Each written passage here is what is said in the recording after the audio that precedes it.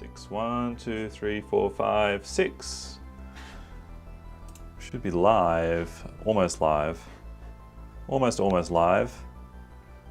Approaching live. Just getting on my...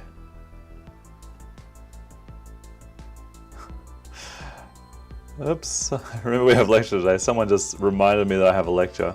Somehow getting back after the break is becoming a little bit tricky. Just make sure I'm in the right place.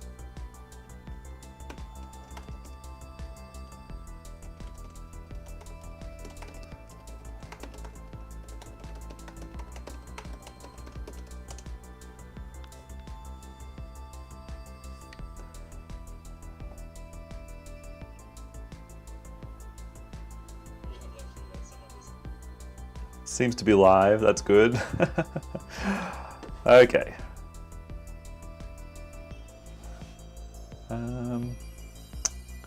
Still missing one thing.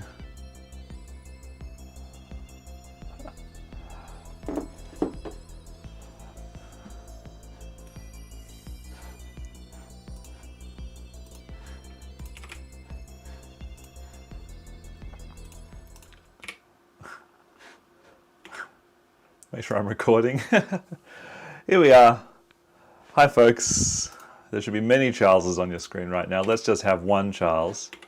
I'm recording, right? Yeah, I'm streaming and I'm recording. That's all I need.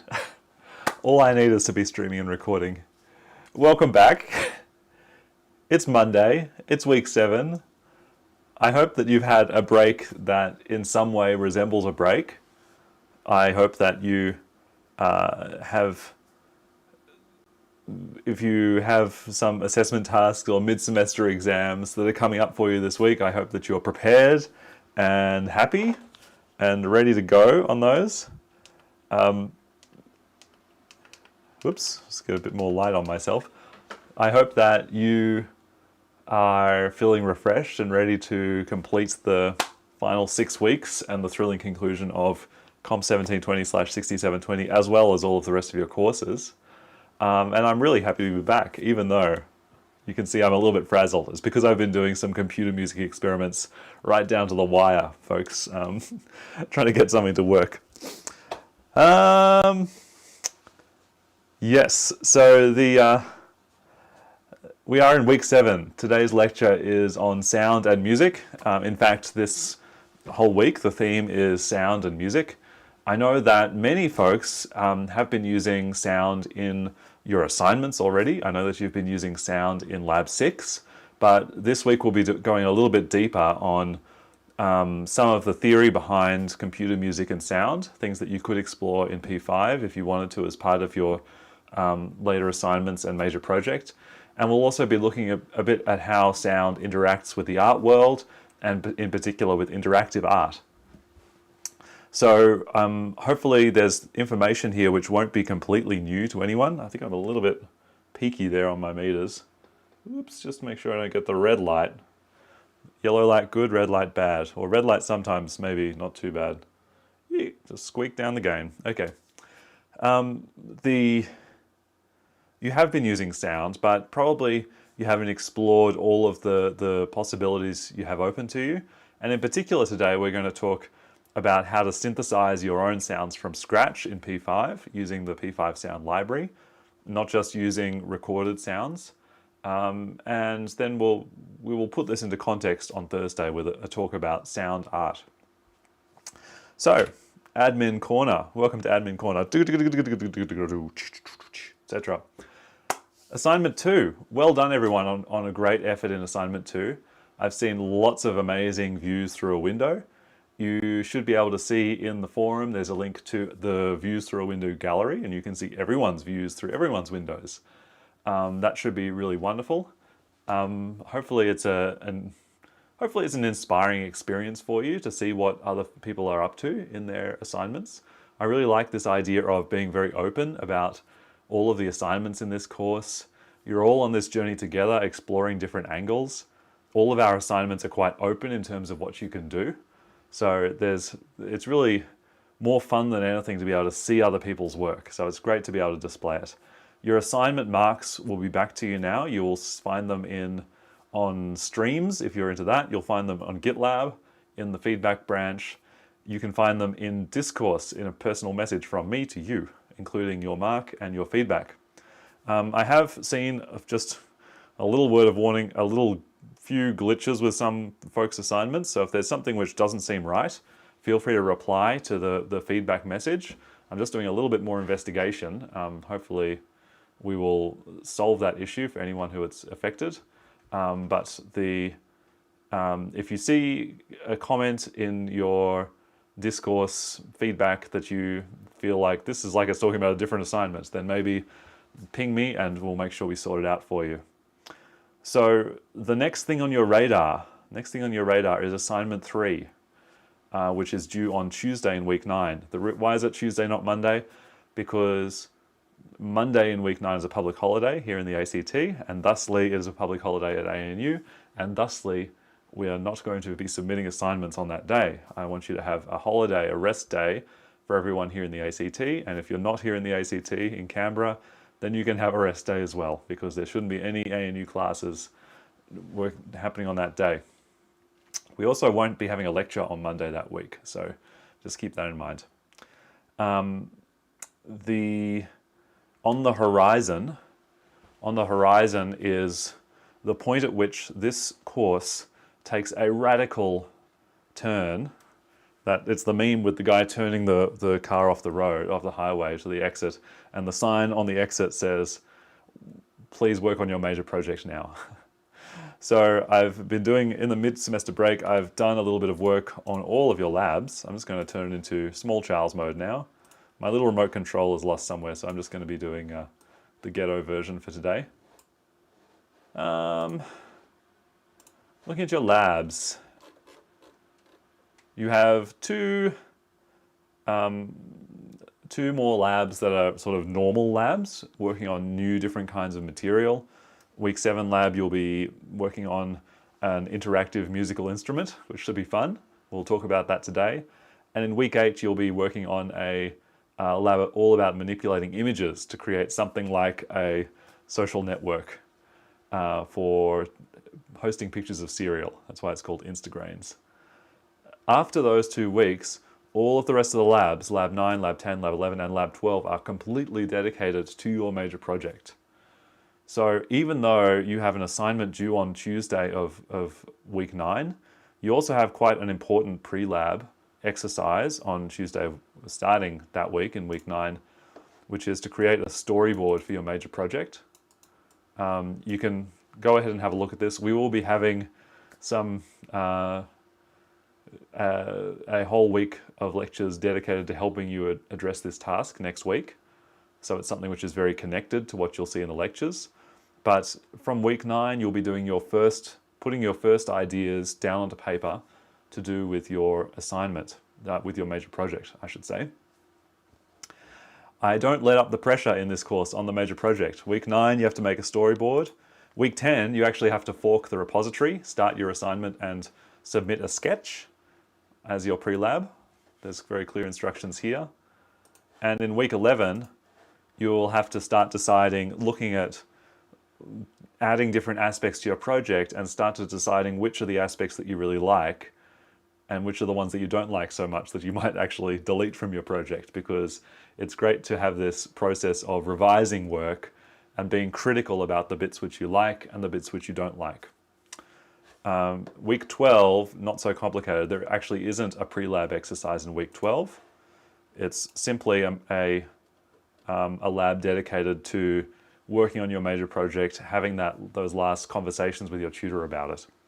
But the idea of this course is that you get these 8 weeks of kind of code and art challenges in the labs, and 4 weeks of labs dedicated to developing, revising, reviewing, critiquing, ideating, developing, instantiating, exemplifying, all of these verbs to do with creating your major project and making it a piece of art that you can really be proud of. So it's in those 4 labs, I hope that you take the skills you've learned in the 8 previous ones. I hope that you take the great sense of community which we've been developing, and you apply that to getting great feedback, great communications about your major project. So they're fun. They're 4 really fun labs, and 4 labs that I think you'll find a bit of a breath of fresh air after the 8 labs with all serious business. But you know, you have 2 weeks before that. In this 2 weeks, I want you to focus on the 2 code-based labs that you've got coming up, and I want you to focus on your assignment 3, which is well and truly released. It's been released for some time now. Assignment 3 is called Social Media Ad. Social Media Ad. The concept with this assignment is to create an ad like you might see on Facebook or Instagram or any other social network site. So, you know, users are scrolling down their feed of stuff on their phone while they're waiting for the bus or, I don't know, waiting for their COVID test or something. And they see your ad and it immediately grabs their attention. So this assignment is about the idea of hooking a viewer and then giving them a time-based experience. So something that lasts maybe 30 seconds, an interactive experience lasting 30 seconds. And because it's an ad, it has to do what ads do, which is to leave an impression. And an advertisement typically is designed to leave an impression of leaving someone the impression that they would like to go and buy a product. Like if the advertisement's about coffee, they'd like to go buy some coffee. But of course, there are different kinds of advertisements about leaving an impression about behavior or things we want people to do, or telling them what politician to vote for, or to give up smoking, or to go and you know, wear a mask at all times. So there's lots of different ads that are available, or different concepts for doing some kind of impression that you can use, and I encourage you to be really creative with that. So, well, I guess in this particular instance, I do have part of the spec that this has to be about a product. So, sorry, you do need to. The impression needs to be that they want to go and buy the product you have chosen to advertise. Read the spec, Charles, before announcing the assignment. I wrote the spec, so I should know. Leave an impression. Leave the viewer convinced that they need to go and buy the product you've advertised. Note well, you get to choose the product you advertise, but it should be something you can get from a supermarket, where you would, you know, go to the corner store to buy milk, eggs, food, cleaning products, you know, light stationery. So not something like a phone or a laptop. You can't get those things from supermarkets. Not a, you know, new virtual reality headset, not really a supermarket item. These should be everyday things. So the concept here is to communicate something. If you read the spec, it says you should be trying to grab the user's attention and convince / manipulate / trick them into caring about a product or taking a certain action. So that's kind of evil sometimes, but that's up to you. Someone says, I don't understand why it must be a social media ad and not just an ad. The reason is that many advertisements are not interactive.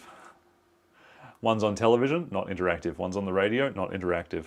One's on a billboard in the street, not interactive. One's in the newspaper, not interactive. One's shouted from the mountaintops, also not interactive. This ad has to be an interactive advertisement. We only see those on the internet, really, and in social media in particular. So it's supposed to be an interactive advertisement. That's why I'm thinking social media. I'm thinking about how we see advertisements in this kind of most modern sort of media. Plant seed a choice for us to advertise.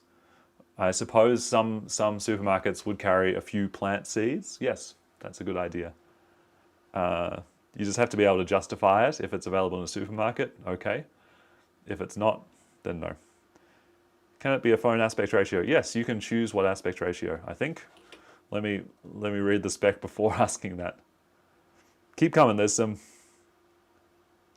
to be a little bit of more questions about this. Can my ad be evil? Sure, just make sure it's not discriminatory. Am I supposed to make an artwork or an ad? You just have to make an artistic ad. Does it have to be exactly 30 seconds? It should be it should hold the user's attention for around 30 seconds. I have seen some previous assignments where students put like a little timer up to 30 seconds on the screen, and they're like, look, it goes for 30 seconds. I'm like, no, it doesn't. That's just a timer. That doesn't help me. It should just naturally hold my attention for 30 seconds. Can I make an existing ad? No, you have to come up with a new one. In the template, it uses window width and window height. I suppose you are allowed, I'll adjust the spec so that you're allowed to use whatever aspect ratio you want, but you know, just for your knowledge, the sketch comes with that little bit of sample code. You don't get as much sample code as the assignment 2 with the window. This one's a bit more open. Anyway, I think you folks know what to do with these assignments now, and there's many chances to talk to your tutor about it or ask me about it on the forum. You've got 2 weeks to do this assignment, so it's a short turnaround time compared to the previous ones. That's because we need to get you moving on your major project. So this is an assignment that if I were you, I would be starting this week as soon as your mid-semester assessments have settled down. Make sure you're making a good start on this assignment so that you have the time to process your ideas and think about it, and then move on to the major project after Tuesday on week 9. Whew. That's my admin corner. I'll just take a sip of water after that. That was a lot of work. If the timer is implemented well and makes sense for the ad, is that all right? Yes, that's all right. The point of this was that some students had used a countdown timer that wasn't incorporated with the ad. There'd be like a picture of a bunny rabbit and then a countdown timer that goes up to 30. And the bunny rabbit wiggles for 30 seconds, and then the countdown timer has no reason to be there. It's just sort of the student trying to make a point to me that they've obeyed the spec. Well, you don't need to do that. Just make it obvious that you have obeyed the spec in your ad. You don't need to do workarounds to obey the spec here. It should be clear.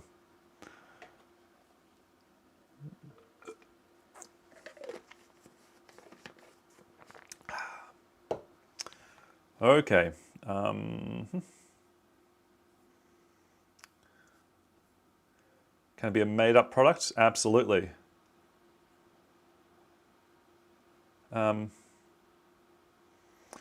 Someone's asked, can it mean we need to ensure every time a user interacts with it, it should last at least 30 seconds?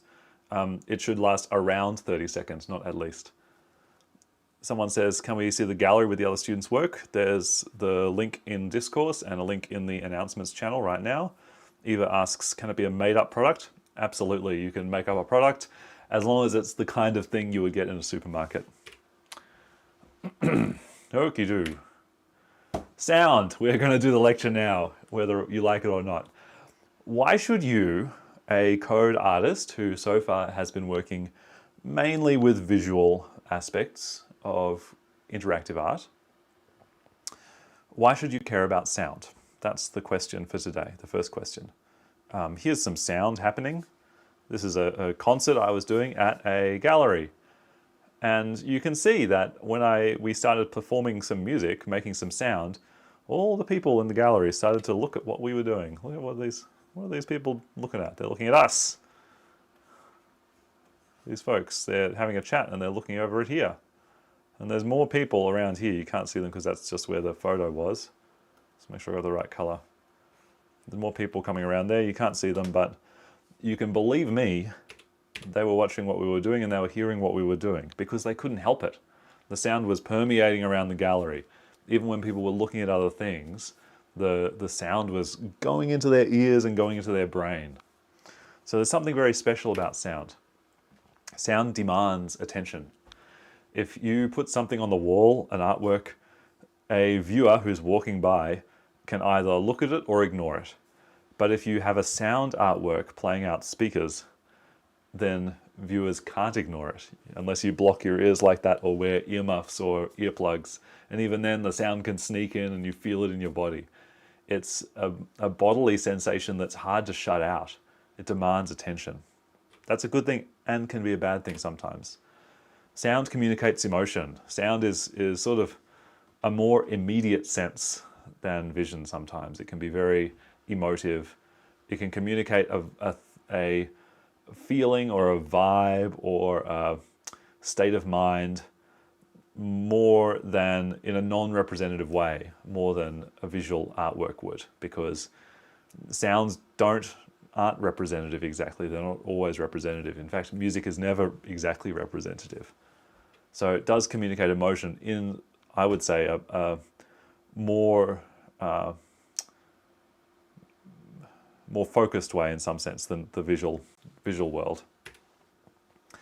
If you have some scene or some interactive artwork, you can use sound to enhance this sense of immersion for the user as well as realism. So if it's a scene that they're interacting with supposed to be part of the real world, you could add some sound effects or real sounds, recorded sounds from that world, and they would feel like they're more part of that scene. That's both realism and immersion. You can also give people feedback through sound about their interactions, which can be a way to communicate affordances, communicate interactions through affordance. That was that last point. I made it without even looking at the prompt. So here's a few sound examples. You know what this sounds like, right? It sounds completely loud and blaring. You can't help but hear it, feel it when an ambulance is going by with lights and sirens. And the reason they have that sound when an ambulance is going by is so that everyone on the road knows that there's an emergency, that there's an ambulance coming behind you that has to get through, and that they need to make way. So it's a sound that's impossible to ignore. There's not exactly any sounds here in this scene, but you can imagine that this creepy little guy on a creepy little tricycle might be part of a creepy movie that has a creepy sound effect, and creepy sound effects, amplified household noises, creepy music that would communicate a vibe or an emotive theme about what's happening, which is something strange is going on with this creepy doll. You don't want to be anywhere near it when it wakes up in the middle of the night because it's going to murder you or something. So that's, in this case, there's no realism to the sound exactly, but you can communicate a theme or an emotion through a sound world. This slide is to say, I guess, two things. One is that people have a strong relationship with sound. You might be wearing headphones right now. You might be listening to music at the same time as listening to my talk. You might have many YouTube channels open with all of your lo-fi beats to study/relax to playlists happening. But people develop these strong relationships, and it's something you don't exactly want to mess with. So if you have sounds that are annoying, that are too loud, that are not appropriate for the scene, it can actually take away from your artwork as much as it would be contributing. And I think that's a criticism that I could point at some assignments I've seen in this course so far. There have been sounds happening that don't contribute to the interactive scene exactly, or they might be added just for that emotional aspect, but it ends up being a little bit cliched. So the personal kind of relationship with sound can be, a good thing and a bad thing. Another point to make here, I don't know if you've ever used one of these devices. This, my friends, is what's known in the previous generation as an Ipod. It was a device for playing back MP3s. And one of the cool things they did is that this little touch wheel here, as you move your finger around it, it would go click, click, click, click, click, click, click in your headphones. So even though the touch wheel wouldn't move, you'd hear the clicking and you'd feel that you were making that motion with it. So it had this enhanced sense of interaction with it by giving you this feeling of a click through your headphones, and you would feel like you were doing something. So, a few types of sounds. I know most of you will understand about the concept of musical sound. So you've got a piece of music that has sounds arranged in the way such that humans like me, like you, would all agree that this is music. That's a type of sound. That's a type of sound which you can use to communicate emotion. You can leave it in the background of an artistic experience, like a movie or a game or play. You can also have it in the foreground, like a concert where the music is the main event. There's also abstract kind of sounds, things that aren't exactly music, but are still communicating something, but they're not part of the real world. They're still a background element or a foregrounded element that are part of the scene. And then I guess, I mean, there's a missing one here, which would be vocal sounds. Oops, I'll just write that in, vocals. Speech, singing is communicating language as well as sometimes a theme or an emotion. Of course, the same words can be read by an actor in a different way to sound spooky, to sound sympathetic, to sound angry, to sound funny. The communication is on a different dimension, I guess, sometimes than the language that's communicated. The final kind of sounds here, I've got a couple of words to describe it. In video games it would be called diegetic sounds, but it's a type of sound effect. And a diegetic sound is a sound which is created by an element of the world. So if you're looking at a video game, and in the video game you direct your character to open a box, and the box makes a creak sound as it's opened, that's a diegetic sound, because the box is making the noise. Or if, as you're walking, there's little footsteps as you're walking around, diegetic sounds. There could be sounds that are non-diegetic, that they don't come from the world, like sound effects when you get a life, or your character upgrades in some way, there's a sound effect plays. That's a communication to you as the player, which isn't part of the world of that your player is supposed to be, your character is supposed to be interacting in. But we could also expand that just to all sound effects, things that happen related to the world, whether they are diegetic or not. So a few questions when we're doing, I guess, sonic interaction design. Sonic interaction is how we're going to use sound as part of our interactions and how that's going to enhance experiences. A few questions. What sounds should we make? When should we start these sounds and stop them? And then things about the properties of the sound. For instance, should it be high or low? Should it be loud or quiet? Should it be fast or slow? All the properties of sound can be explored as well. So we're going to look at ways to control these aspects in P5 over this lectures for this week. And in particular today, we're going to look at this important one, what sounds to make, the different kinds of sounds that are possible. So, sound lingo. We're back to our party scene. Pitch, or the frequency of a sound, is how high or low the sound is. And if you've got a very pure sound, it has exactly one pitch, but sounds from the real world might have a lot of frequencies all working together to communicate a complex sound. But pitch can be high or low, measured in hertz, ranging from a very low sound like 40 hertz, that's just about as low as you can hear, to 20 kilohertz, 20,000 hertz, which is about as high as a person can hear. Any higher than that, maybe even too high for most of us to hear. Maybe if you're a younger person, you can hear higher sounds than older folks. The amplitude, this is a word we're going to use today. The amplitude is going to be representing the volume or the loudness of a sound.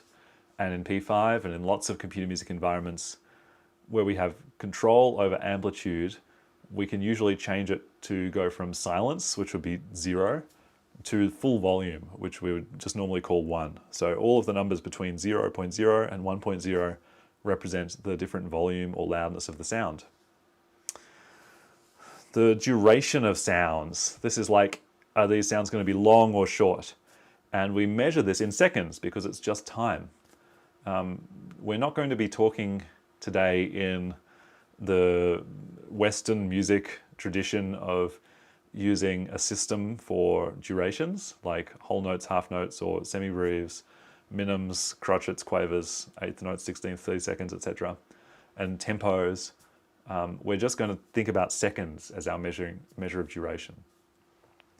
And then the final word about sound, which is important to know, is timbre, or timbre, often called the color or quality of a sound.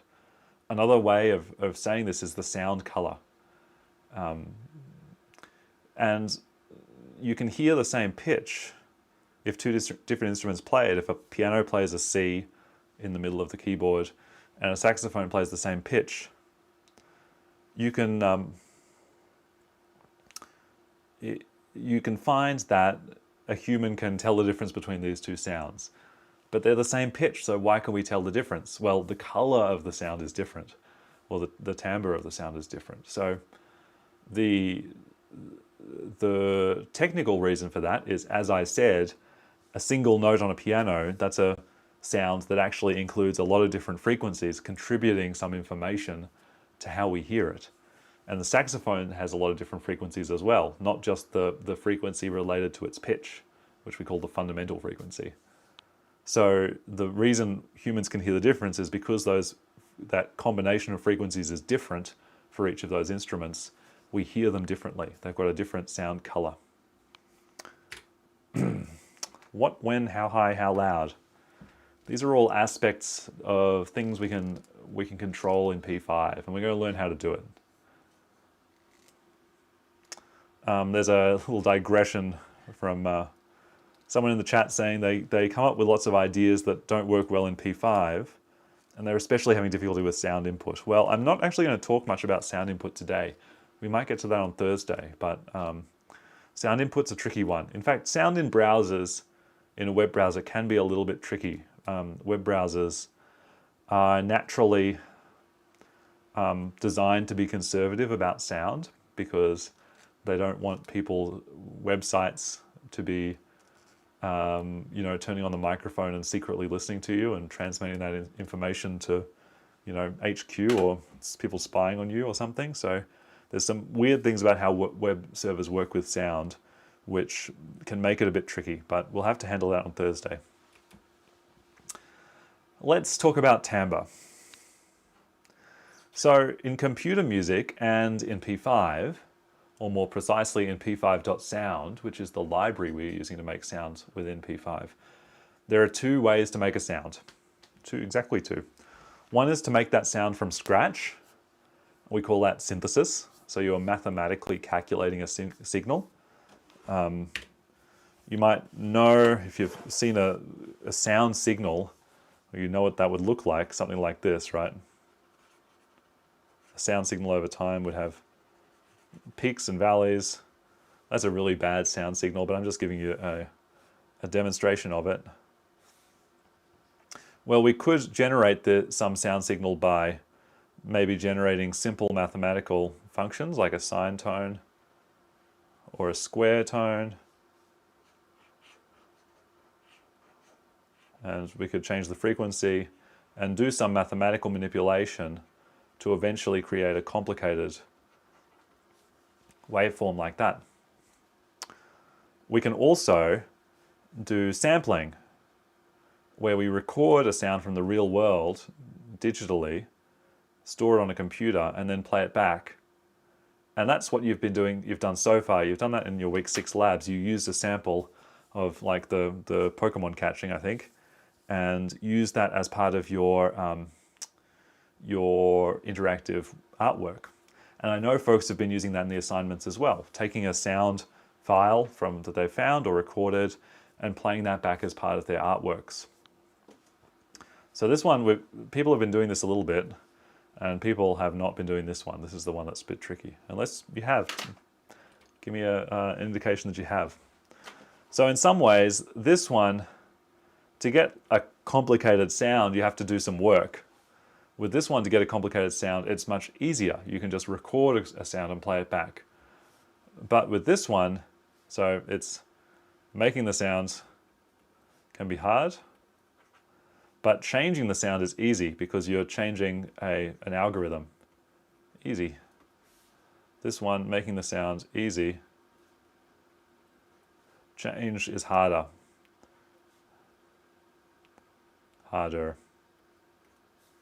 Why is change hard with a recorded sound?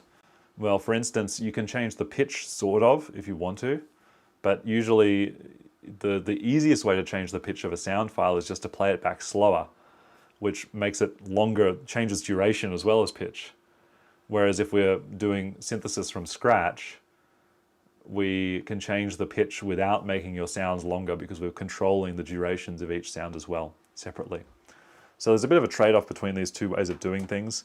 And in general, in most pieces of computer music, there's some combination of both techniques working together. For great good, 3 ticks for good. Oops. Synthesis. Here's a little classic synthesis picture from Wikipedia. These are a selection of basic waveforms, a sine waveform.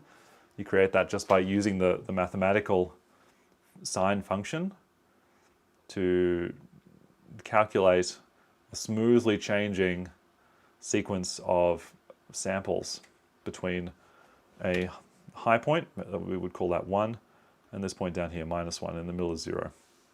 Square wave is even simpler. You just go to 1, and then at some point you change, so you're at -1 instantaneously and you don't need to change. Triangle wave has a smooth ramp, and the sawtooth wave has one big jump when it gets to the top of the range. We'll listen to all these sounds in a minute. When you're sampling, we have to record these sounds. So many artists would be using a device like this Tascam recorder. I have a recorder somewhere, not to hand, but they would be using a device with a microphone that can record a sound to a memory card and get that into the computer in order to get some sounds from the world.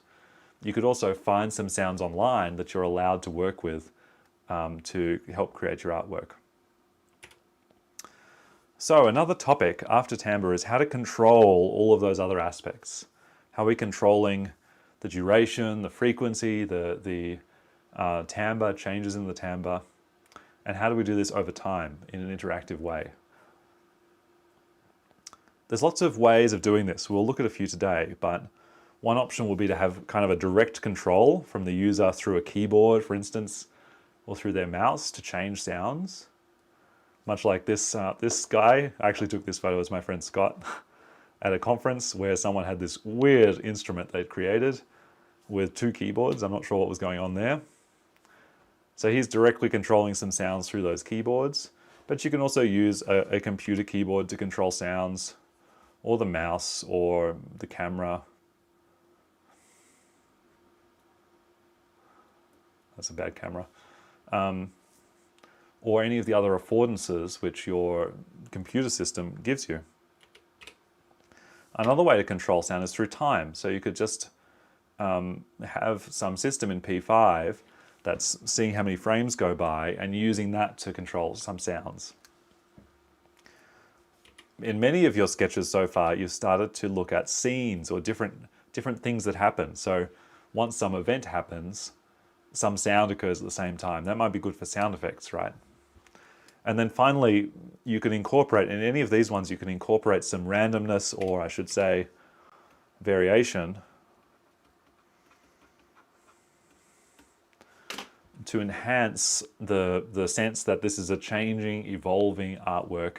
It's not just a movie, it's not just a video game, it's an interactive computer artwork.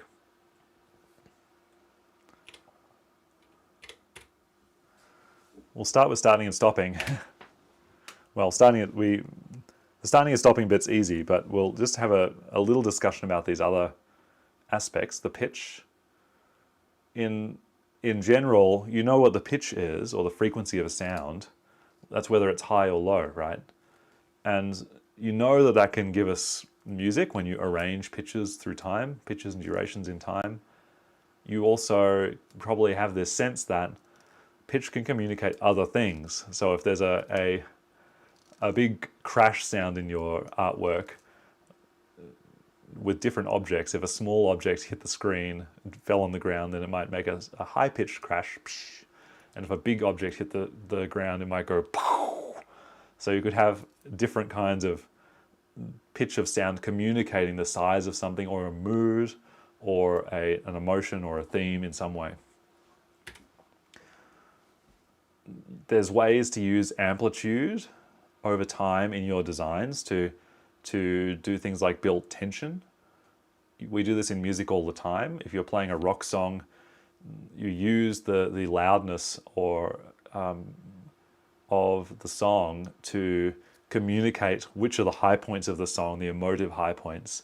Maybe the chorus is always louder because it's sort of contributing some energy, and then the verse is slower. Some instruments drop out, for instance.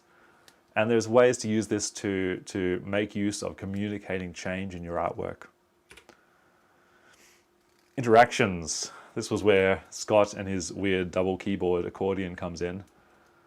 This is where we're connecting sound inputs to actions on the screen, maybe connecting keyboard and mouse to sounds, the camera or accelerometer. There's lots of ways to do this. And I'd like you to think a little bit about when you're doing this lab this week, how can you use P5 to make something not just an artwork, but potentially a new musical instrument? And this is something I'm really passionate about. If you come and look on my website, this is my main research work is in creating new kinds of musical instruments or musical interfaces for people to express themselves musically. So a big interest of mine. And something I try to encourage everyone in this course to have a think about at least. A few examples of sound interaction, and I'm going to show you one little demo maybe from these folks. This is a group called Magenta who work with music, primarily music and machine learning, and they have a lot of cool demos related to using a web browser as a musical instrument. I'm going to show you this one called Pianogenie. This one's really fun. So in Pianogenie, I'm going to listen to my headphones so I can hear it and you can hear it, but it doesn't go through my microphone. In Pianogenie,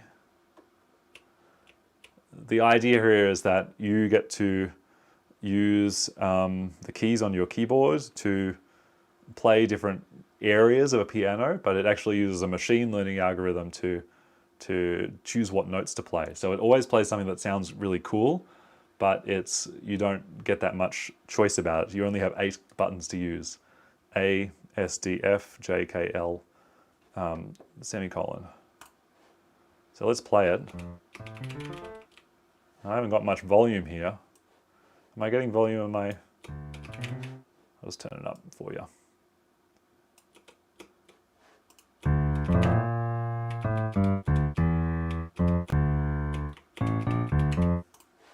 Make it big.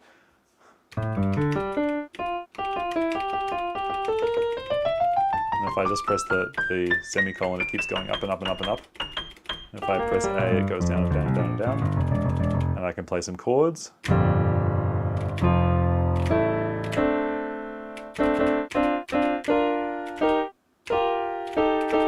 I only have 8 buttons and it's playing all these notes, so that's where the machine learning comes in. Anyway, this is not really an artwork, it's more of an interactive experience, but just an example of something's possible.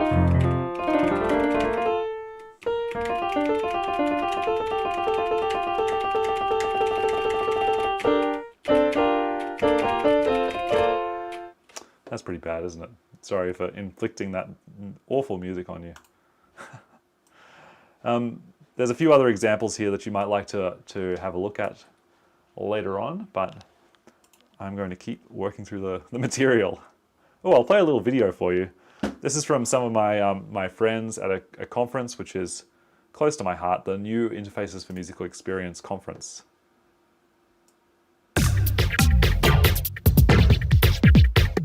So the idea with this conference is it's researchers getting together, creating new kinds of instruments and musical experiences. It's just some demos from past conferences. I'll go home. Have you slept?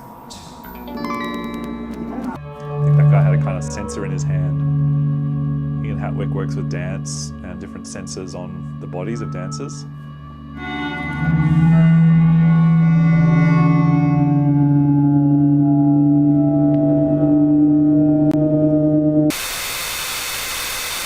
This guy's up to. He's putting a bunch of dirt on a that's wild music making.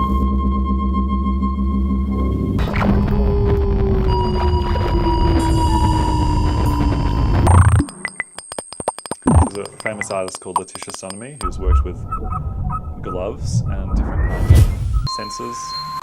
Of course, these are performers, they're using a lot of different kinds of sensors, but many people in this field prototype using web browsers as well.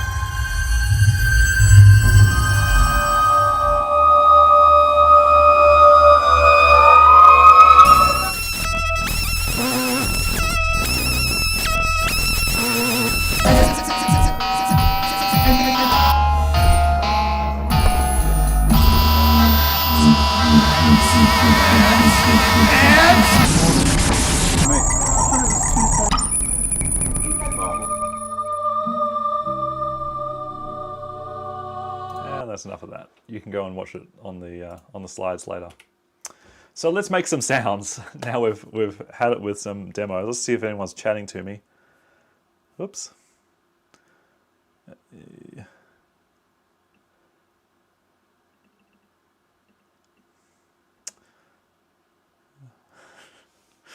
Someone's going to make a piano with animal sounds. That sounds exciting.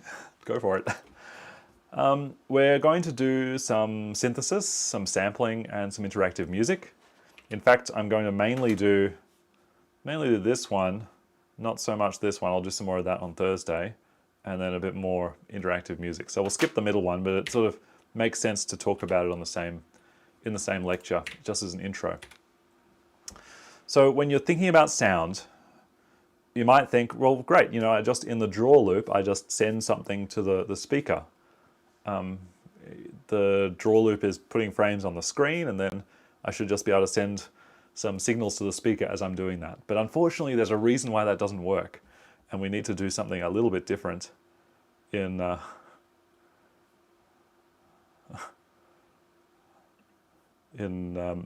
P5 in order to get this to work properly. So the frame rate of your draw loop is going to be the frame rate at which it's updating the browser's screen with lots of with all of the new graphics. And of course, you know that can be a bit variable. I think people have experienced this in their assignments. There are issues with some values that are maybe you put a lot more graphics on the screen and suddenly your frame rate starts to get slow because the more code you put in that draw loop, the harder your computer has to work and it can't keep up. But at best it's probably like 60 hertz, 60 times per second, or 30 hertz if it's a bit slower. Maybe if it's really lagging, it'll get to 10 hertz, 10 times per second. But the normal sound frame rate is like a lot more. A normal CD sound, CD quality audio, which is the basic standard, is 44,100 frames per second. And each one of those frames is a signal that has to be sent to your speaker to get it to be in a different position, moving in and out to recreate the sound. So 44,100 versus 60, that's a huge difference. 735 times different.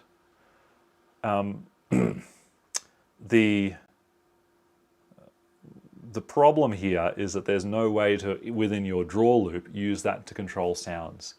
So there has to be a different way to do it. And the P5 gives you the ability to do this in a different way, but it feels a little bit more abstract than the direct control you get in draw. With draw, if you want to change one pixel on the screen, you can.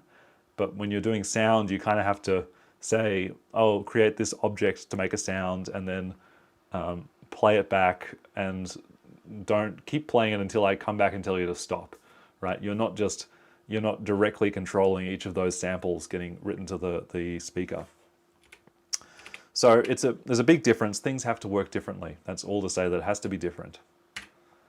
Making sound in P5. We do have a sound library to deal with. We have to use this sound library. It's called p5.sound.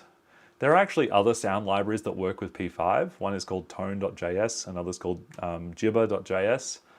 But we're using this one called p5.sound because it comes with P5. It's part of the same experience, and it's fairly simple. So you have to use these building blocks, just objects. You have to create them and modify them in order to be able to make any sounds with P5. And the first thing you need to do is to actually make sure that your p5.sound library is loaded. So if I'll just go to a new editor view, back in the editor, back doing some live coding, back to my normal thing. You know you've got an index.html in your assignment repos and your lab repos, right? There's also one in the editor, editor.p5js.org. You can find it here. And this one, you can see there's a few bits of code here. This first code loads P5. That's good. And this second one loads p5.sound. Okay, so we do have p5.sound loaded. In your assignments and labs, if you wanted that functionality, you would have to add this line, or it's probably there already and you just have to uncomment it. So if it's commented, it'll have these little symbols around it. And you can see it's written, highlighted in gray there, so that you know that line of code is not going to be executed. It's just been commented. These are HTML style comments, not JavaScript comments. Okay, so I've got my sound library loaded. That's a good start. Back to the lecture. We've got two kinds of building blocks we're going to talk about today. Things that are a source for a sound, like a thing that will synthesize a sound wave or play a sound file, and things that will process a sound, so maybe bass boost, reverb, or change some parameter over time in a smooth way. So P5, for the synthesis part, we're going to do the basic hello world of sound synthesis, which is to create a sine tone. So P5 sound gives us this p5.oscillator object, which creates a basic sound signal. So here's a very simple example sketch of how to use this in practice. We declare our osc object, OSC. This is just going to be a short word for oscillator. In our setup function, we assign that to a new p5.oscillator. This is the way to create an object through the kind of object constructor mechanism. I know that's a bit of a new concept. It could be a new concept for you, but if there's a object provided in the way that p5.oscillator is provided, to make a new one, a blank one, you use this command, new. Which kind of makes sense, right? There's nothing too complicated about that. I'm just making sure I've got the chat updated. Then within my oscillator world, I'm going to change the type of it. So this is going to be changing the timbre. I'm going to set it to be a sine tone. I could also use a triangle tone or a sawtooth tone or a square tone or I already said sawtooth, that's pulse, yeah. Those are the four options. And then all I do to start it sounding is type that, osc.start. So I've started my sine tone sounding, and if I want to stop it, I think I can do osc.stop as well. I'm just going to copy this much into my sketch and we can try it. Whoops, copy. Going to declare my oscillator, let osc. Now I'm going to actually, I can get this started. I might set its frequency as well. osc.freq 440, and I'll set its amplitude, osc.amp. I'll make it 1.0, maximal volume, right? Why not turn things up to 10? We don't have 11, but, well, we could do 11, but 10 is good enough. Hello, sine tone. Everyone sing it with me. A440. If you want to live in a wild world, we could play A442, slightly different if you're an orchestral player. What about a lower sound? If we want a lower sound, we can just change the frequency. A220.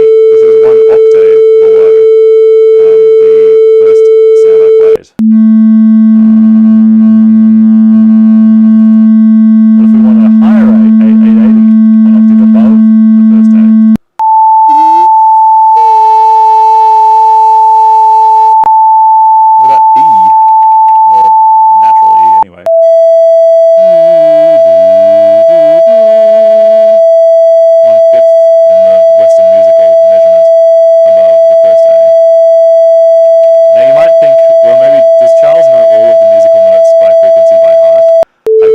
only know one, which is 440.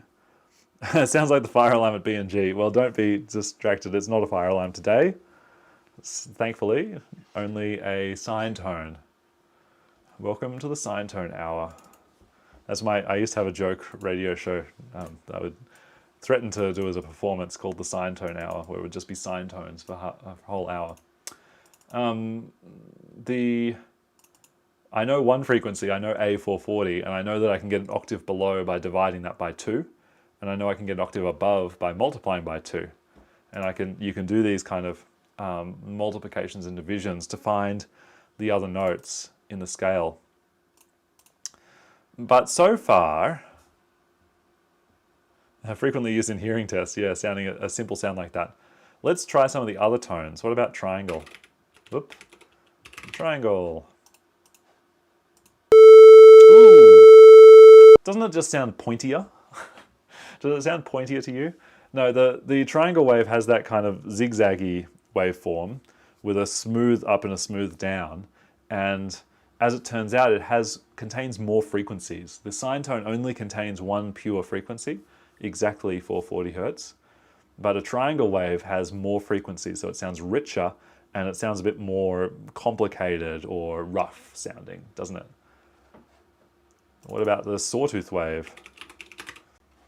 Even more frequencies in this one. Ooh, a buzz. Stop that, that's annoying. If you're a Comp 2300 student, you'll know all about these from assignments. Ooh, the square tone, it has the most harmonics of all of them. Let's go back to the slightly more friendly triangle wave. In fact, I don't even need to put it there. If I just want an oscillator to have exactly one type, I can put it in there. A friendly triangle tone. That sounds I think the triangle tone. Emergency evacuate now. We're not doing any evacuations today. We might, if you keep playing these too loudly in your dorm, you might have to be evacuated. What was the second part that I missed? Oh yeah. We're going to make some interactive sound. We're going to use the mouse to control the frequency and amplitude a bit. Okay, I'm actually going to make this window width and window height. Window width and window height.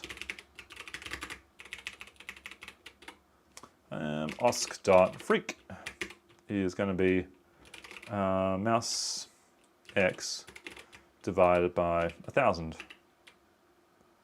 times 1,000 divided by 1,000 divided by 10. Oh yeah, okay. I remember now. Mouse x divided by width. So now I've got a number between 0 and 1, but that's no good for a frequency because the frequency needs to be more like between 0 and 1,000, so I'll just multiply it by 1,000. Cool, and then my amplitude, I'll control that as well. Amp, I only need a number between 0 and 1 for that, so I can just do mouse y divided by height. So it should be very loud down here and very quiet up at the top.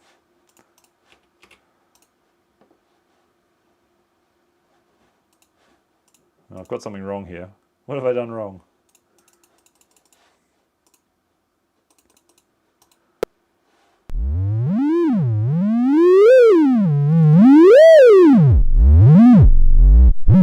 Sounds a bit like an electronic instrument known as a theremin. Sorry, my mic is clipping a little bit at this volume. It would be my whole sound system clipping. I'm just going to go adjust. My desktop audio is a bit too high. I'll just take that back to like -15. So I've got some headroom. 1, 2, 3, 4, 5. Hopefully it's not clipping so badly. It's a bit tricky to get. A bit tricky to mix things when there's multiple things happening at once. Not too loud.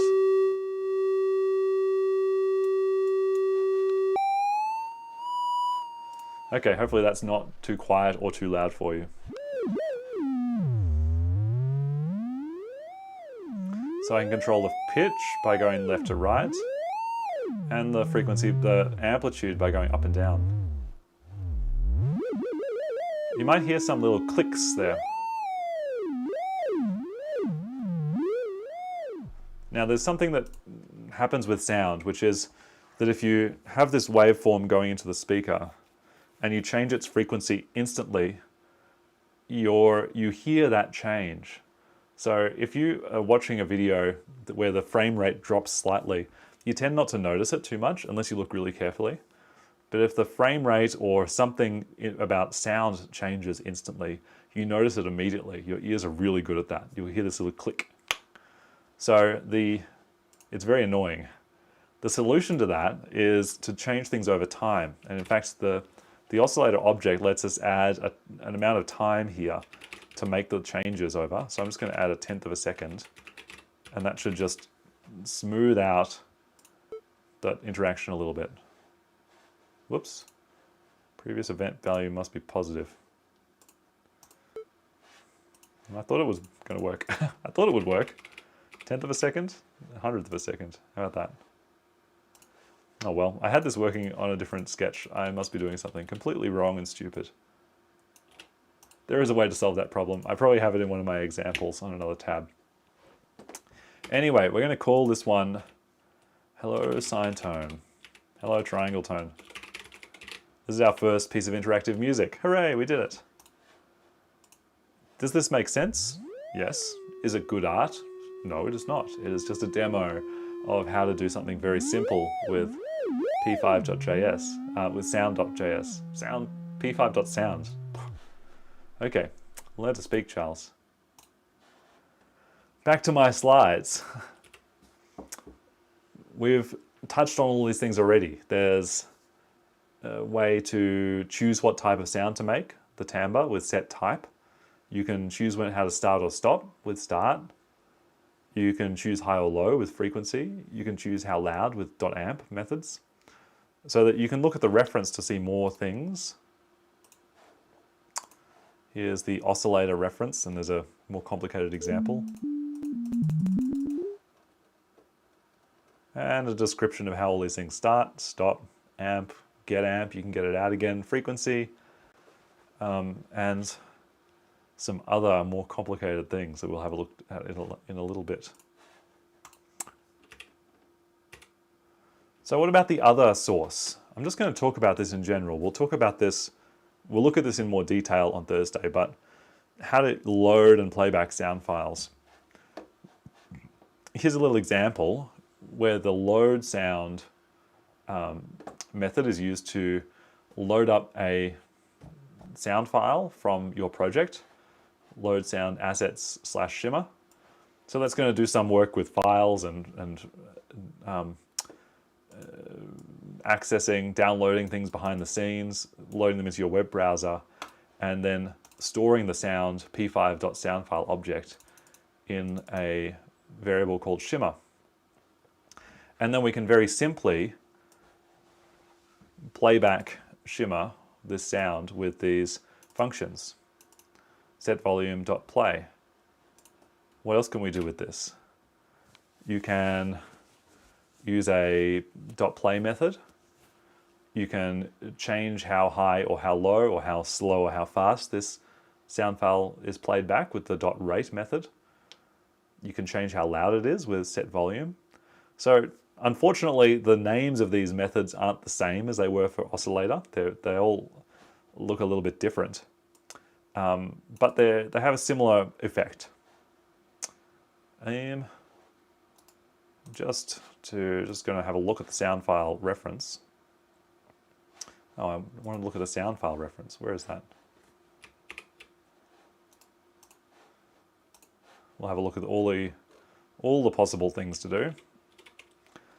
Play, you can play it back, you can pause it, so it will stop where it is and then play back, unpause from that position if you press play again. You can loop it so it goes around to the start and plays back over and over. You can change it so that it's always looping, set loop.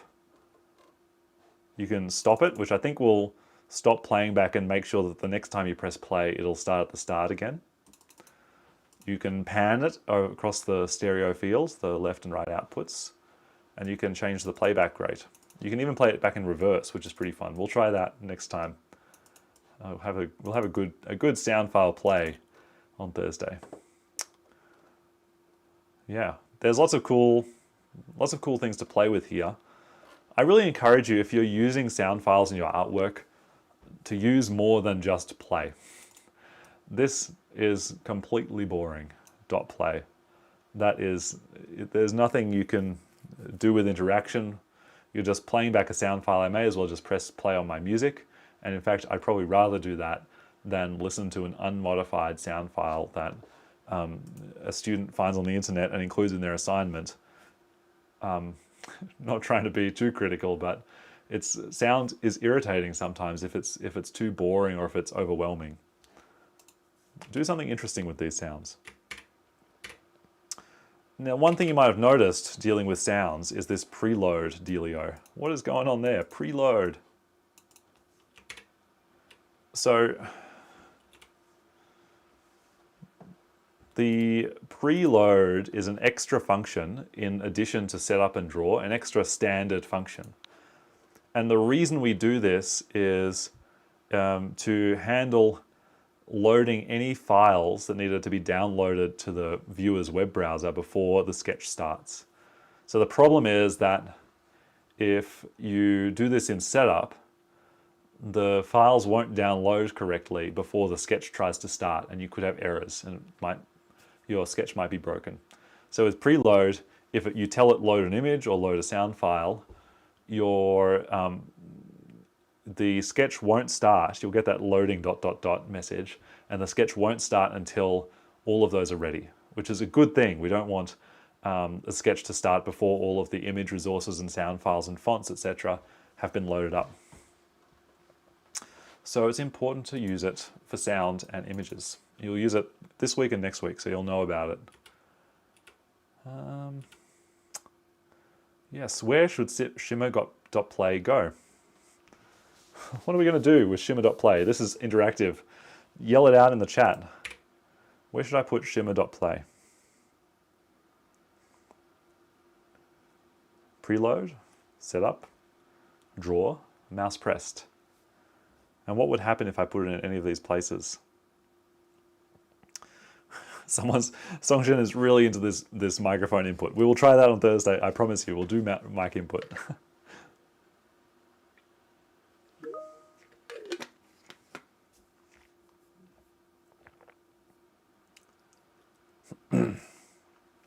Someone said setup or mouse pressed. What would happen if you do it in setup, and what would happen if you do it in mouse pressed? Why would we do those things differently?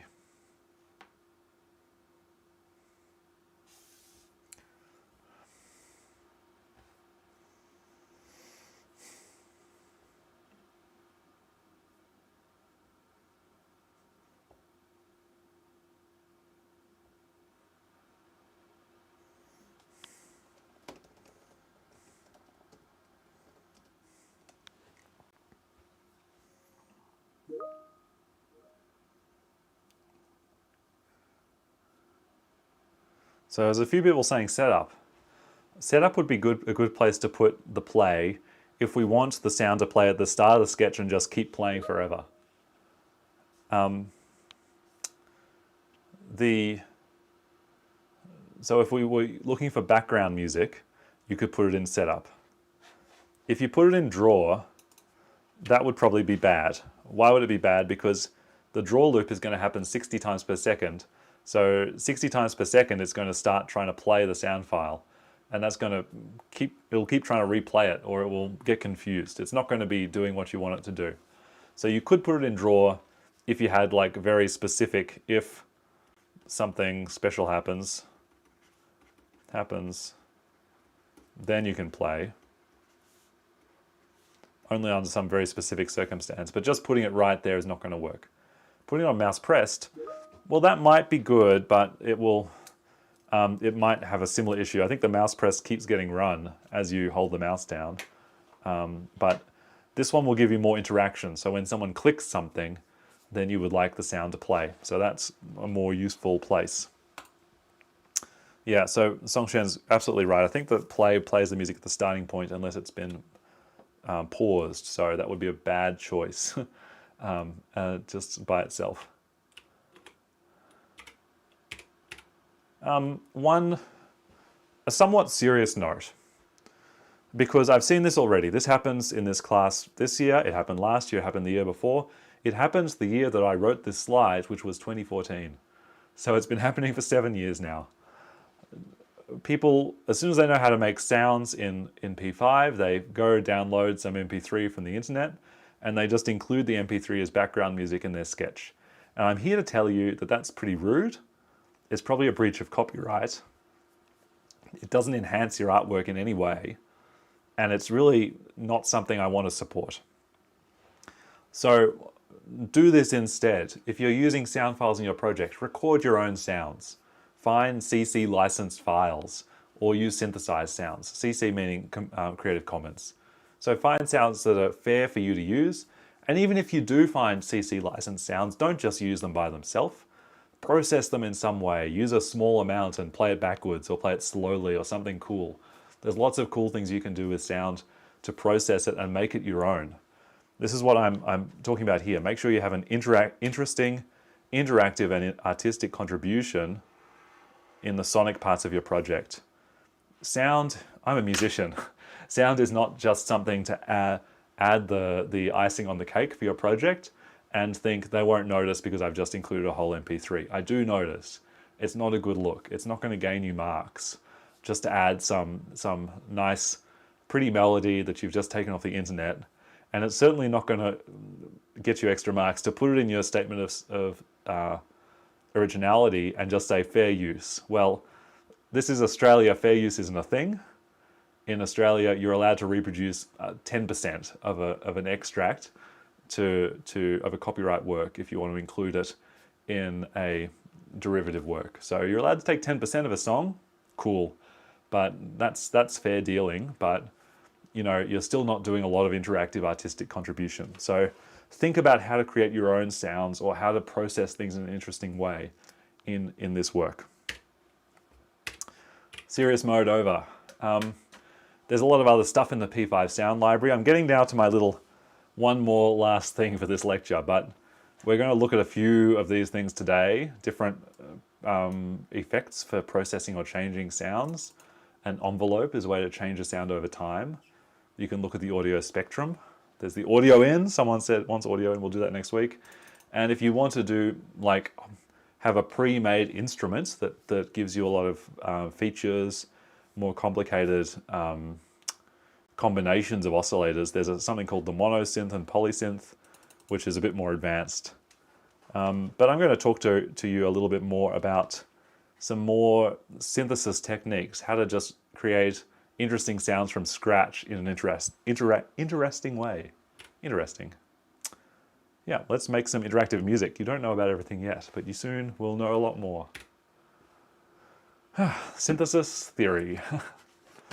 My favorite topic is when I start turning 1720 into computer music class.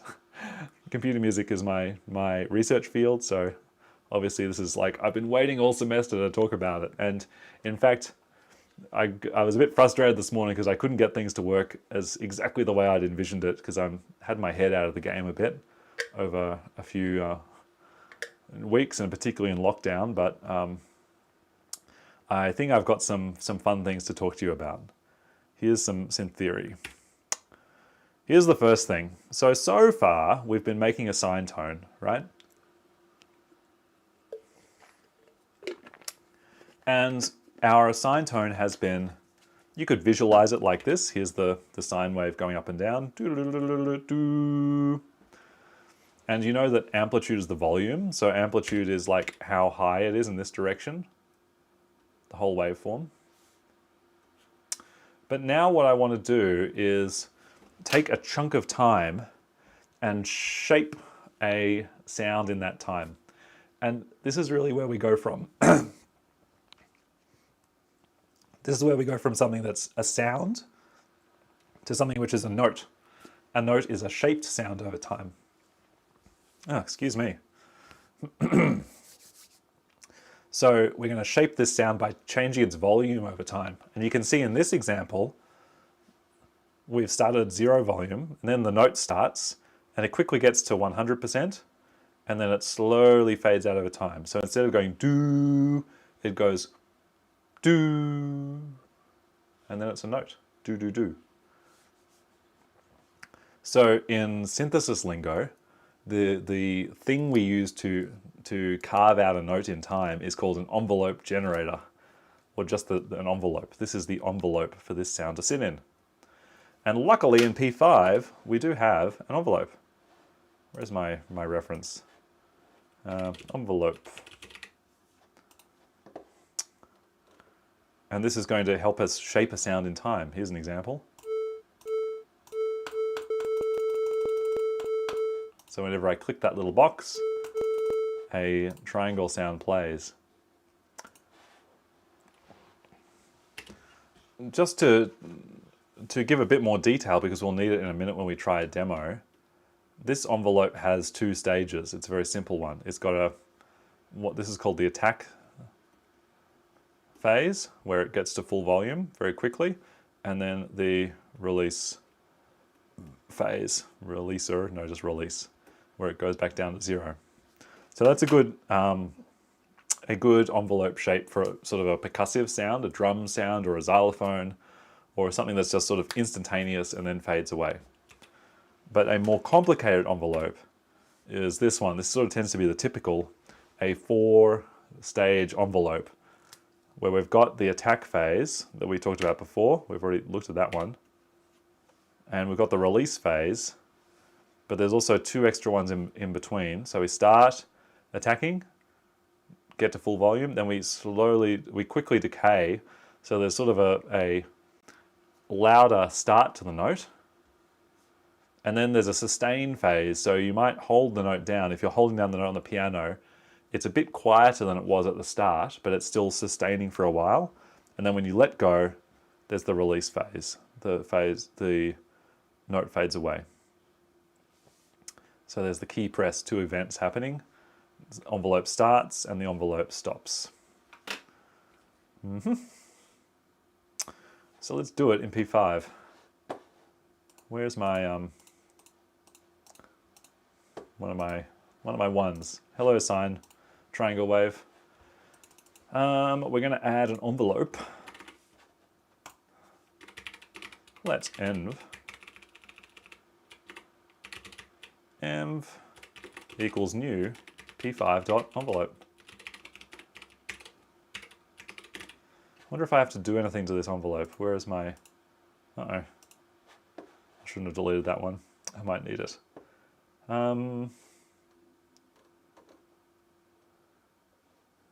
We can...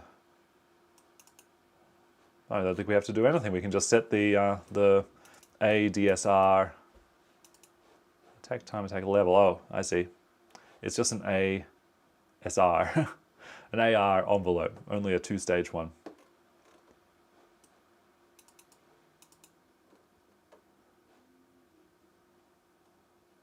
Oh, you can set ADSR and set the inputs, etc.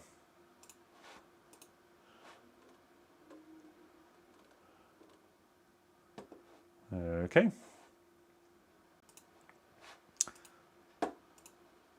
Well, I might just, this is the wrong page. Sorry to click around so much. I'm going to now set the envelope, set ADSR.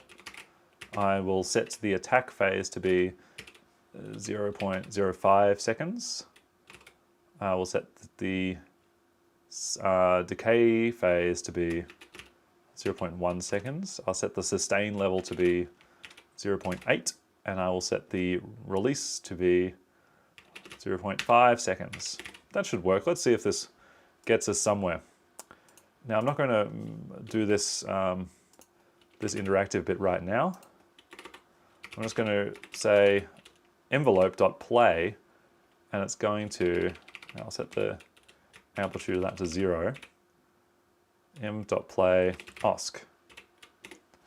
So it should just make one note right at the start of the sketch and then fade away to nothing.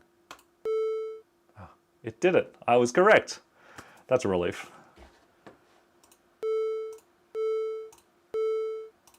So far so good, but maybe I would prefer to control this with my mouse. So I'm going to make a mouse released. That's the name of the function, isn't it? Oh yeah. I just have a feeling that if that's mouse pressed, it will play over and over again. Mouse pressed. Oh no, there we go. So I can play my envelope. Well, that's pretty fun. Let's try changing the shape of this sound. So we'll make a longer attack phase.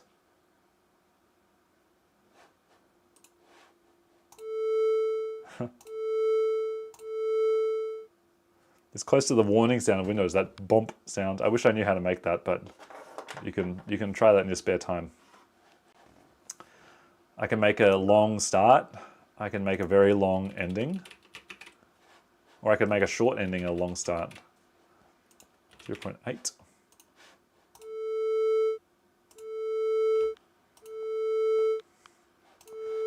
Someone wants the frequency larger. You want it higher?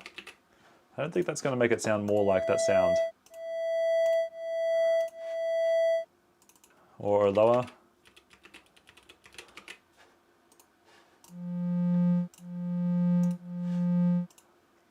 What about every time I click it, it changes the frequency to something random. This will be fun. This is using a bit of variation. Freak random between 35 and 450. So I'm going to choose a random frequency between 35 Hertz and 450 Hertz every time I press the mouse.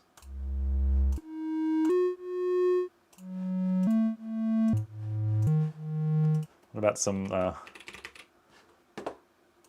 glide?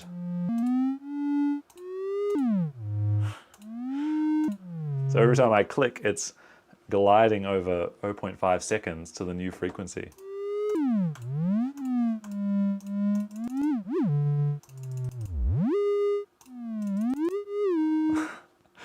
There we go, we've got interactive music already. Who's having fun? Me. So there's my, my hello triangle wave with envelope. There's my envelope demo. Let's go back to, now you know what crazy things I'm starting to talk about now. We'll go back to the slides. Let's talk about a few different kinds of synthesis. So here's a typical type of synthesis, additive synthesis. So to take one of these simple oscillators and make a more complicated sound, you can add more oscillators with different frequencies and also different amplitudes. That helps change the timbre. But the theory is that all sounds are actually created by, or they can be broken down into a combination of sine tones. This is called the Fourier Theorem. So you can take any signal and break it into its constituent sine tones. To make it perfectly accurate, you'd need infinite sine tones, but we don't need exactly each one of those. We don't need all of them to make a good approximation. And in fact, with just a couple of sine tones, we can start to make more complicated sounds. So just as an example, here's sine with one frequency t, and we change it to have double the frequency, and we add those together. That means just taking each sample and adding it together and seeing what you get as the output, and we get something different. In fact, usually if we add two sine tones together, we might have to reduce the volume a little bit so that it doesn't get too high, but in many cases we don't have to do that either. And in order to make a really complicated sound, you need lots of oscillators. I've got a video here to someone with like 1,000 oscillators or 150 or something to make some crazy sounds, but just a few is usually required to make more complicated sounds. A typical monophonic synthesizer would have 2 oscillators and a noise source or something, and then an envelope generator. So you don't need that many to make like the typical synth sounds that you expect to hear. Where's my editor? Let's make an additive sound. Oops, too many. Okay, I've got my sound back. And I'm going to make 2 oscillators now. Let's osc2. Oops. I'll just copy all of this. So I'm going to have 2 oscillators and add them together, or trigger them at the same time. And I'm going to say, let's osc freak equal 176. This will be 2 times osc frec.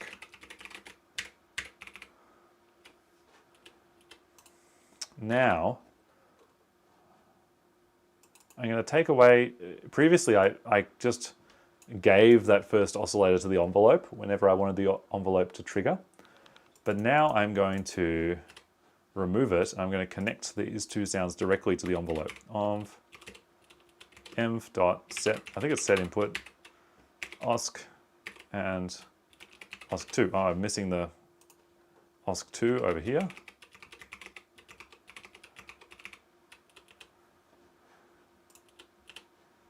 Okay, so hopefully this all works. I'm just going to get rid of this for now, and we'll get back to changing the frequency later. So this should be 176 for osc1, and then double that for osc2. Oh, that's nice. We get a richer sound.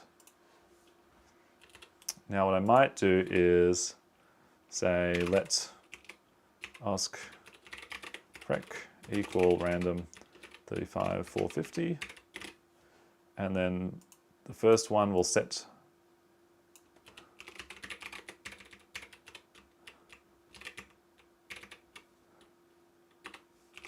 osc2.frec.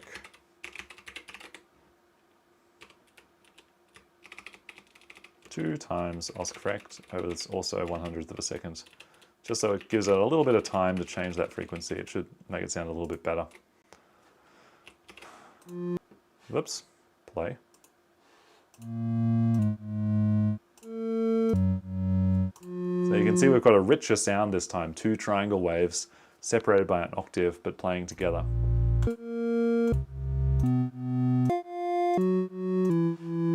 I'll make it a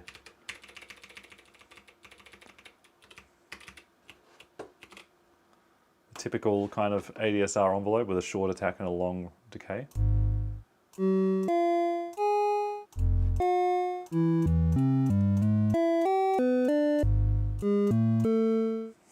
Songshen is really into audio in. If you use audio in an envelope, what will it be like? It'll be like something cool. We'll try it on Thursday. I keep saying we'll try it on Thursday if it's to do with anything to do with audio in. We're just doing pure synthesis today. Now, I think, what else have I got? What's my next slide? Subtractive synthesis. We're not going to try this today, but it's a typical technique to use a small number of oscillators and start removing some sound, take sound away. So you can reduce certain frequencies and shape the sound.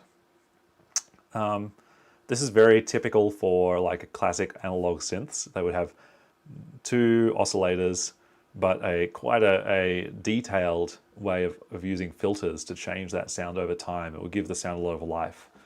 I wonder if we get... I haven't revised my my filters for P5 dot whoops for P5 dot sound.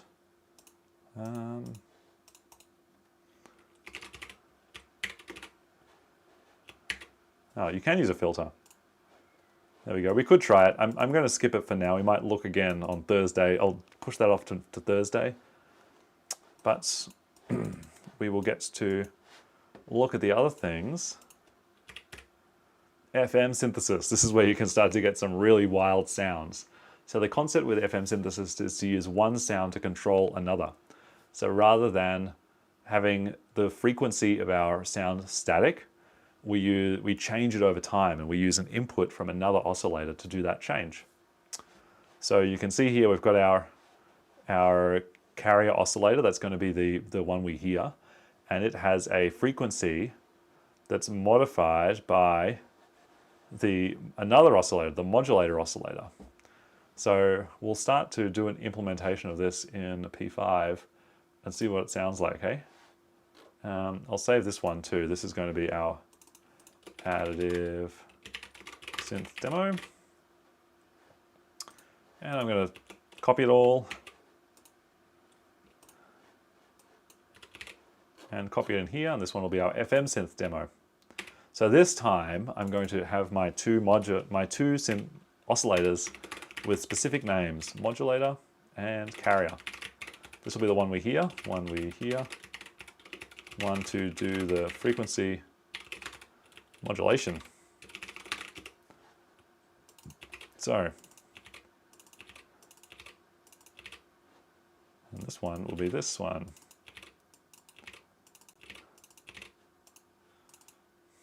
I might do the modulator after the carrier actually. So I've still got my OSC frequency.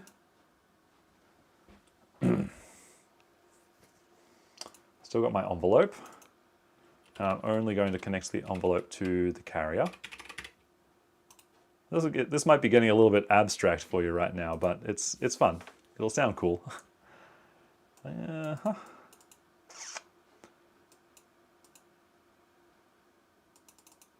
what I'm going to do is I need to change my parameters, because when you're doing frequency modulation, your modulator frequency should be slow. I'll start with 5, slower than you can hear, but the amplitude should be high, like 150. Because we need the amplitude to kind of make a change in the hertz range. If our sound is at 440 hertz, we want it to go higher than 440 and lower than 440. So we're doing plus and minus each time. So the modulator should start. Whoops, I'll just actually do this one, modulator.disconnect. That'll disconnect that sound's output from the speaker. And then we're going to do, I think, carrier.connect modulator. So the carrier's input, its frequency input, will be connected to the modulator's frequency out or sound output. I think that's how we do it. I'll just look at my little example. I've got it here somewhere. Yeah, our carrier.frec is modulator.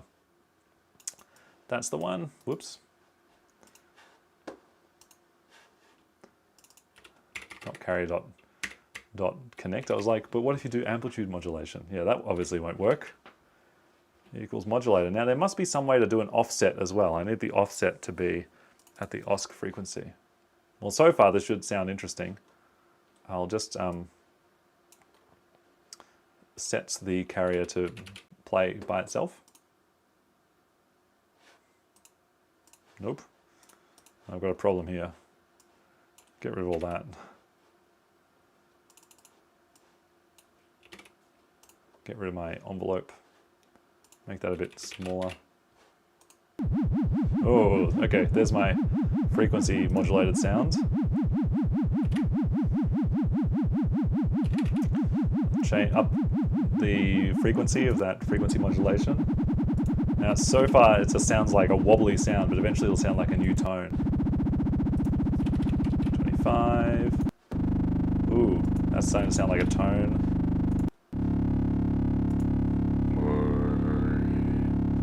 Doesn't that sound cool?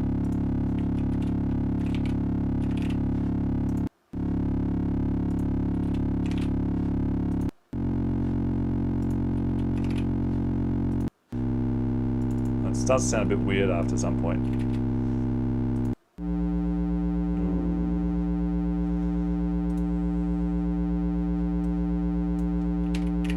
Whoops.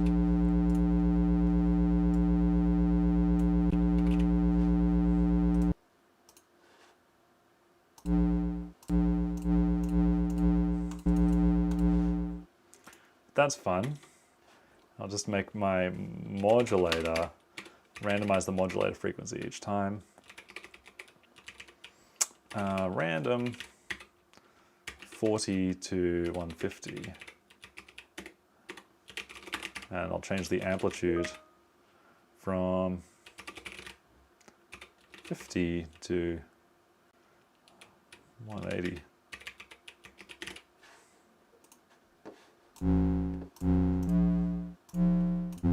I get different wild sounds with the frequency modulation each time. If you do some more work, you can get control of frequency modulation synthesis and make lots of sort of specific instrumental sounding sounds, but I'm just doing some wild sound effects now. This is a nice way to make really weird sounding metallic sci-fi kind of effects.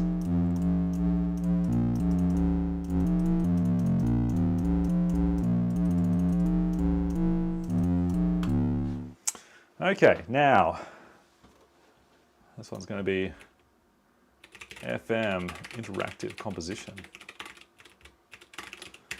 So,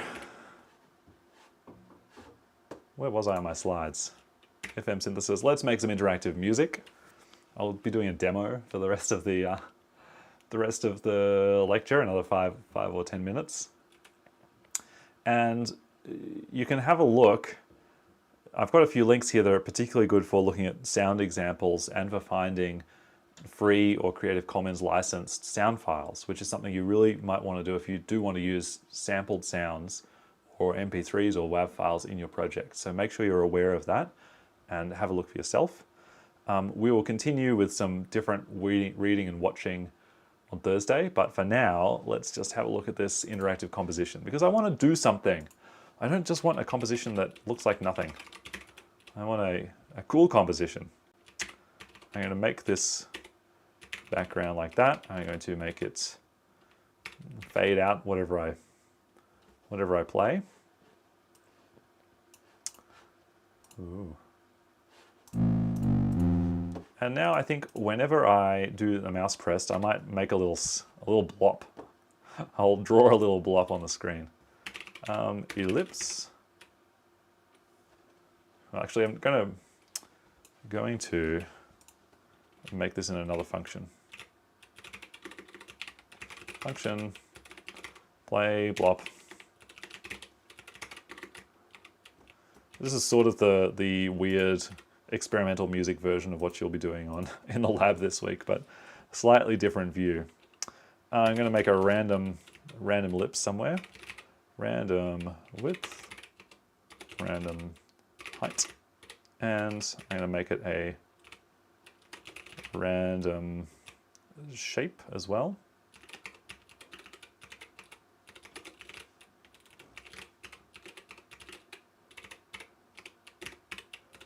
So nothing different than what I've done before.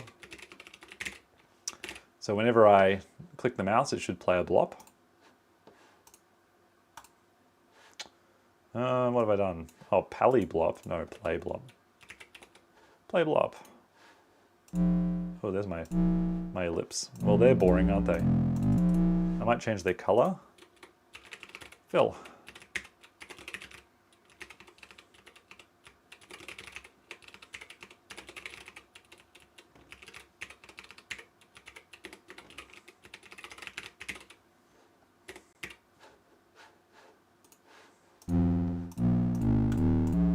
There's my random blops.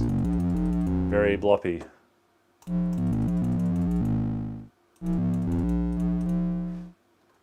Very bloppy indeed. Okay, now what I'd really like to do is to control these sounds not just with the mouse, but just through time.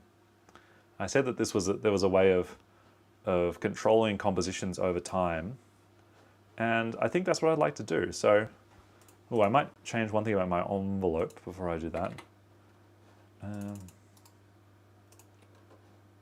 I'll adjust my envelope each time. Random 0.05 to 0.3. Make a random attack and random release. Random 0.5 to 2.0. That should do.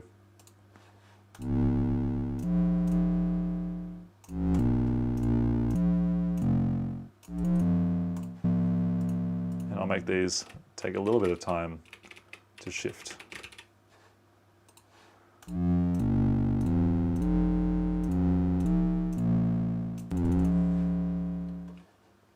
So let's make a random Blop composition. So I'm going to say Blop counter. Let Blop counter equal 0, a very nicely named variable there. And I will start with if Blop counter is less than 1, or equal to 0, I suppose we could do for now, equal to 0, then play a Blop. So this is going to play a Blop. This is going to sound crazy. It'll play a Blop in every single frame. I'll hover over the stop button. That sounds like something, but it's not what I wanted. I wanted these Blops to sound slowly emerge over time and in a kind of random way. So once I've played a Blop, it will then reset the counter with a higher number, a number of frames equal random. And it'll be minimum maybe like 15 and maximum 120 perhaps. So I don't know what the frame rate is, but I guess it's between half a second and 4 seconds. Random amounts of time. And then every frame we're going to remove one from the Blop counter. Blop counter equals Blop counter -1. So our Blop counter will get recharged when we play a Blop, and then it will decrement over time. What have I got? I'm missing a variable here. Uh-oh.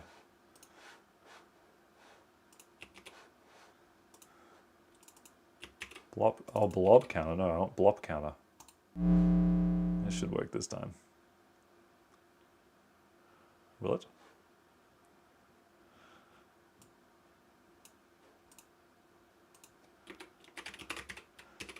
Let's see what my Blop counter is. Same.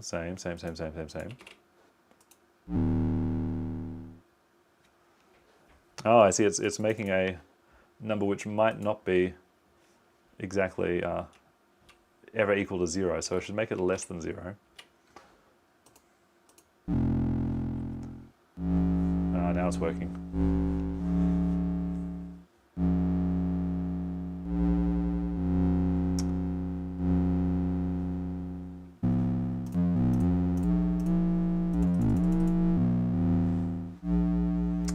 So here's my interactive bloppy FM synthesis composition.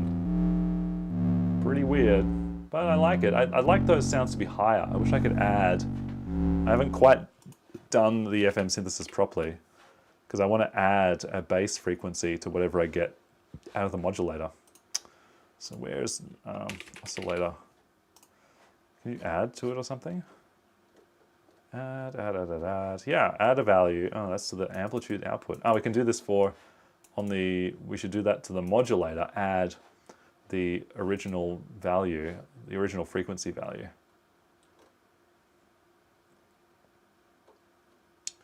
Wrong one, here it is. So, no, that's the FM, simple FM synth. Here's my interactive composition.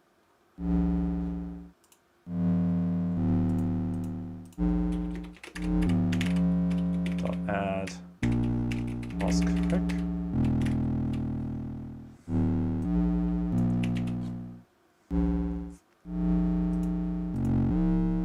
No, modulator.add. Whoops.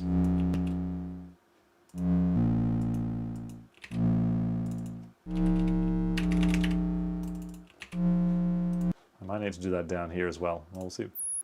Oh, now it's too high. No, that's annoying.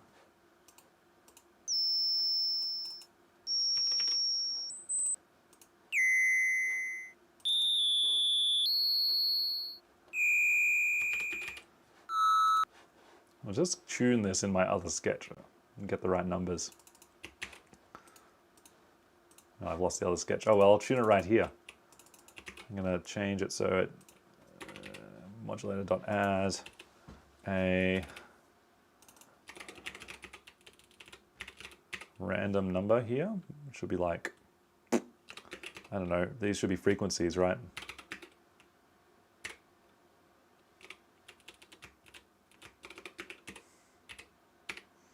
And I'll make the amplitude here much smaller.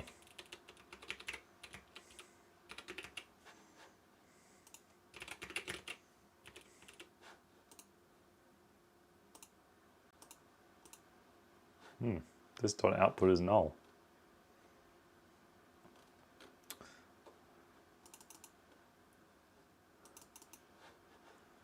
This dot output is null. What is going on there? This is some problem with my sounds. Is it this one that's breaking it?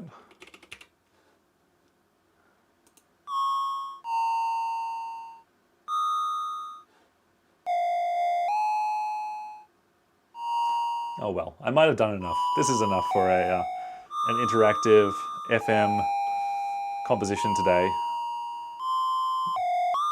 Folks, thanks for listening to my first lecture on sound art and computer music. We will continue this on Thursday and talk about sampling through time and today. And with that, I will say enjoy the rest of your day. If you've got exams, don't get too stressed about them. Study hard, get good rest, and I will see you folks on Thursday. Bye-bye.